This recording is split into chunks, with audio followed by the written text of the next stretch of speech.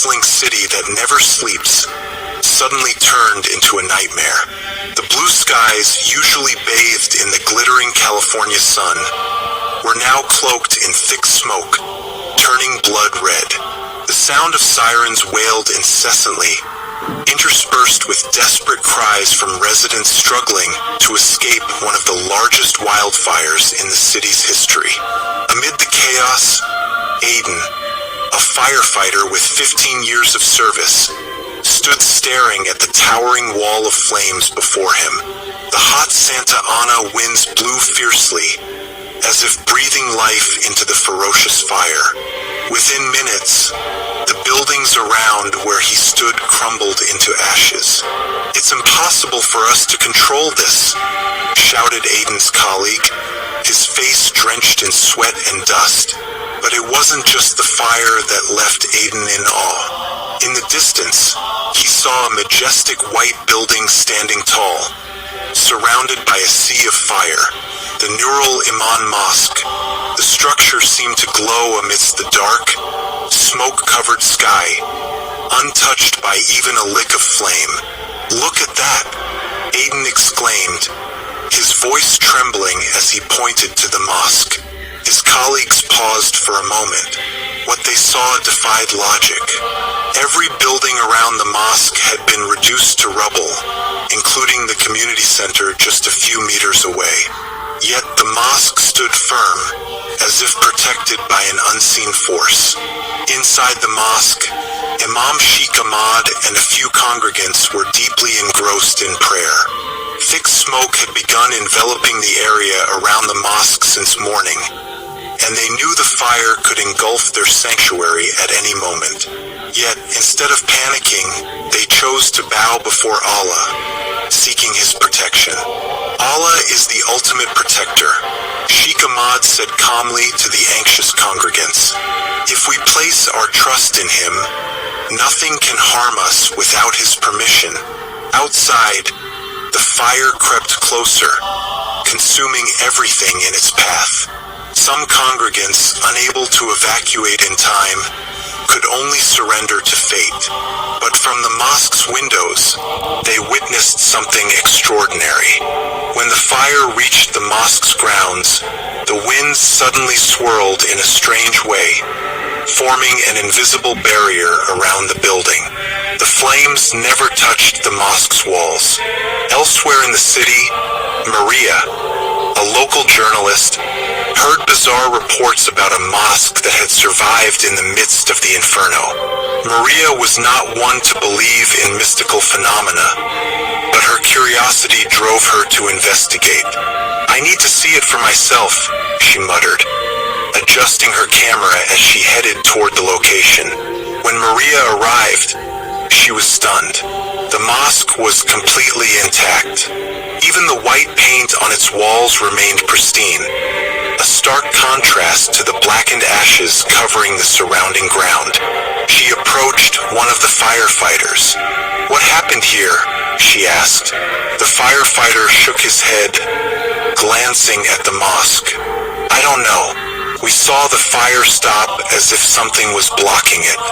I've been doing this job for years, but I've never seen anything like this." Maria switched on her camera, beginning to document the miracle. Through her lens, she realized that the story of this white mosque wasn't just about a fire. It was about something much greater, about faith, prayer, and an invisible force that defied logic.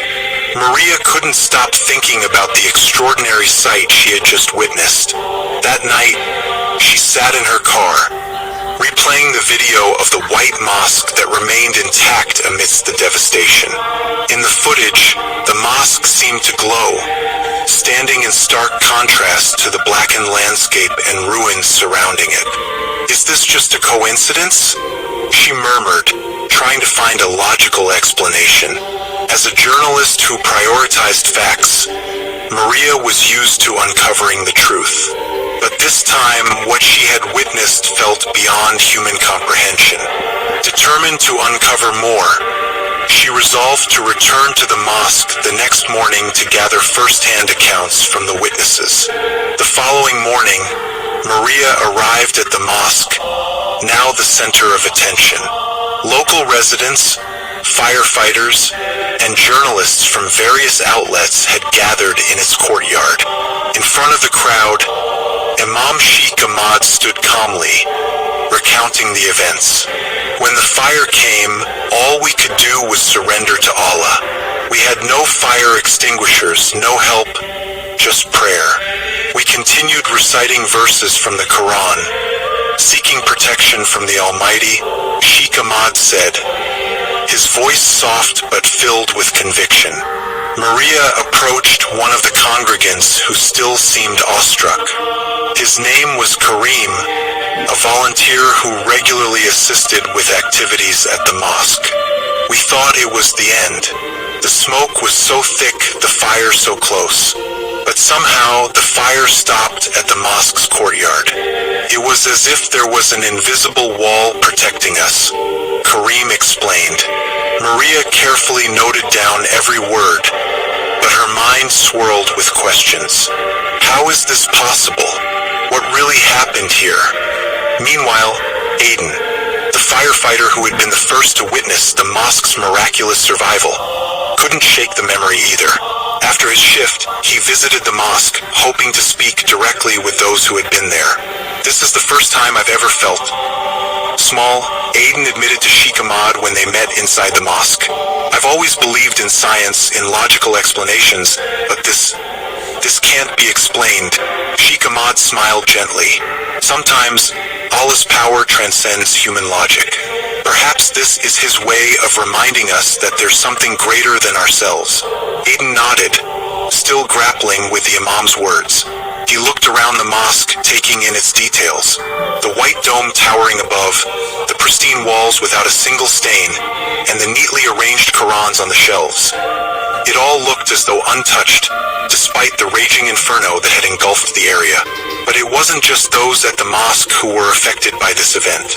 News of the White Mosque surviving the flames spread quickly, even reaching international audiences. Major media outlets began covering the miracle, dubbing it a light in the darkness. On social media platforms, photos and videos of the mosque went viral.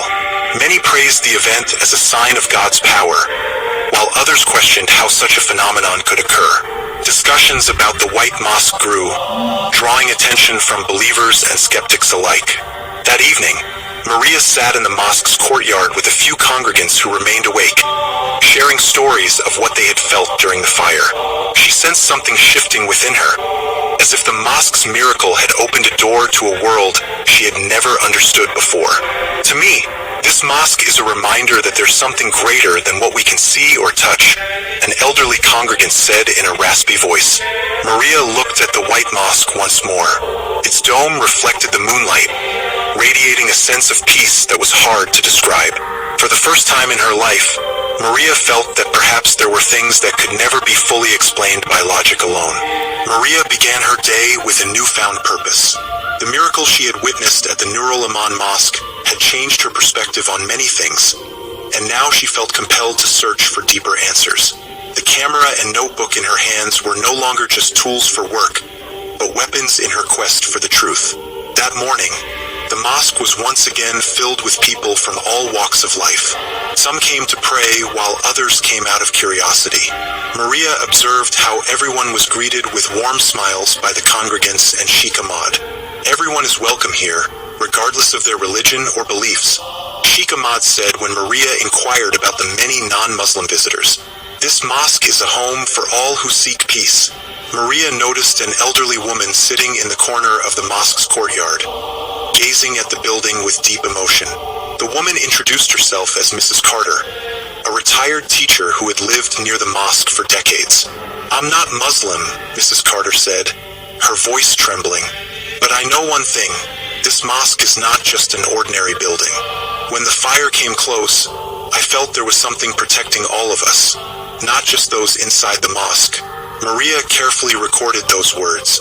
This miracle wasn't just about the mosque surviving the fire, but about how the mosque brought a sense of safety and peace to everyone around it, regardless of their differences. Meanwhile, Aiden returned to the mosque with a small group of fellow firefighters. They were the same colleagues who had witnessed the miracle that night. One of them, a young man named Ryan, seemed deeply affected. Since that night, I feel like something is missing in my life, Ryan said to Sheikh Ahmad. I don't know what it is, but I want to learn more. Sheikh Ahmad welcomed them with a warm smile. He explained that the mosque wasn't just a place of worship, but also a place to share knowledge and wisdom.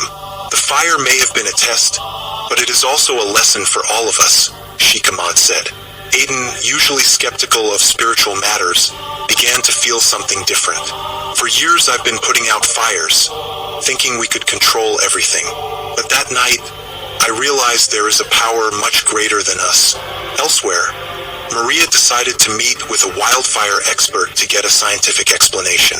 Dr. Nathan Harris, a researcher at the University of California, had studied wildfire patterns in Los Angeles for years.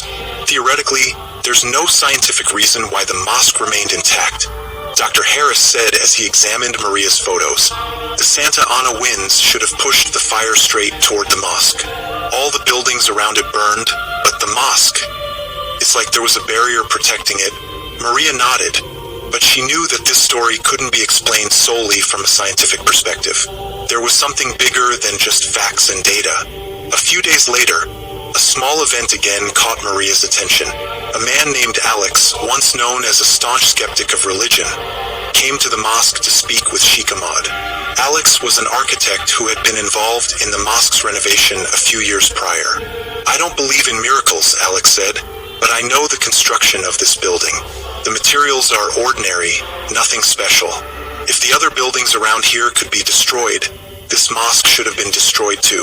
But look at it, not even a scratch. Sheikh Ahmad smiled and said wisely, sometimes Allah shows his signs through things that cannot be explained. Not to prove his power, but to remind us to return to him. That day, Maria realized that the miracle of Nur al-Iman Mosque was not just about the walls surviving the flames. The miracle was how this mosque inspired those around it, both the believers and the skeptics, to reflect on life, the power of prayer, and the greatness of the Creator. Maria gazed at the mosque's glowing dome under the afternoon sun. She knew her search was not over, but one thing was clear to her. This mosque was a sign, not only for Muslims but for all of humanity. A sign that hope, faith, and unity could emerge even in the greatest of tragedies. Where there is the fire of destruction, there Allah can ignite the light of hope.